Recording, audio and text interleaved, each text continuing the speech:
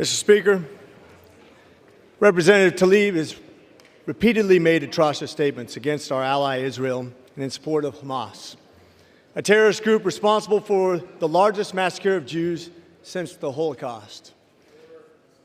Representative Tlaib has levied unbelievable falsehoods about our greatest ally Israel and the attack on October 7th. Recently, she even falsely blamed them for bombing the Al-Ali Arab Hospital, which all our current intelligence shows that Israel was not responsible. As stated in my resolution on November 3rd, Representative Tlaib said, "From the river to the sea is an aspirational call for freedom, human rights, and peaceful coexistence, not death, destruction, or hate." The gentleman will. My work and advocacy is always centered in justice and dignity. The gentleman will suspend. The House is not in order. The gentleman deserves to be heard. The gentleman from Georgia is recognized. My work and advocacy is always centered in justice and dignity for all people, no matter what faith or ethnicity. Mr. Speaker, let me break down the saying, "From the river to the sea." The river is the Jordan River, and the sea is the Mediterranean. This is a call for the complete destruction of Israel. It's disgusting when it's used in its context that it was meant.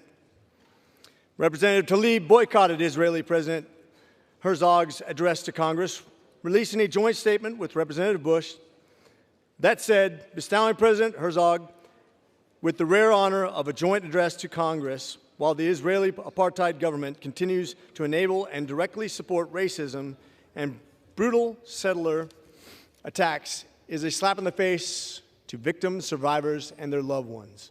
This kind of hatred against our ally Israel is unacceptable. Israel has a right to exist. For thousands of years, the Jewish people resided in that land, and after being displaced for centuries, returned in 1948 after the Holocaust. Mr. Speaker, we've seen the effects of the reprehensible rhetoric of Representative Tlaib across the nation. At the schools and colleges around the country, Jewish students have been forced to be on alert as their anti-Semitic peers have engaged in disgusting demonstrations, chanting anti-Semitic slogans. At Cooper Union, a private college in New York, Jewish students were forced to hide from pro-Hamas protesters in a library where they feared for their safety. At George Washington University, just about a half mile from this building, students broadcast "Glory to our martyrs" and "Free Palestinian from river to the sea" on the side of the campus building.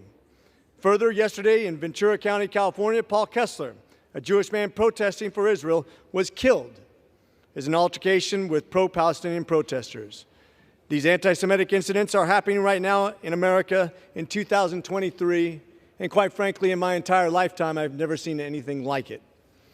The same nation that defended Nazism in World War II must now defeat an internal rot promoting the same senseless violence and hatred of Jewish people.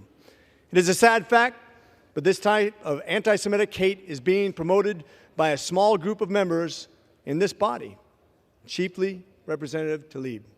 We must hold her accountable. This war in Israel is affecting everyone, whether it's innocent Palestinians at risk because of Hamas's actions, or our fellow Jewish Americans who now have to worry each day about the possibility of an anti-Semitic attack. Or Sergeant Elishva Rose Ida Lubin, a young Jewish woman who was a member of the Israeli Border Police and grew up in Dunwoody, Georgia, who was killed by a Palestinian assailant. For the safety and security of our nation, we must continue to support Israel, a nation fighting for democracy, decency, and Western values. Representative Tlaib has undermined U.S. interests with her statements and must be censured.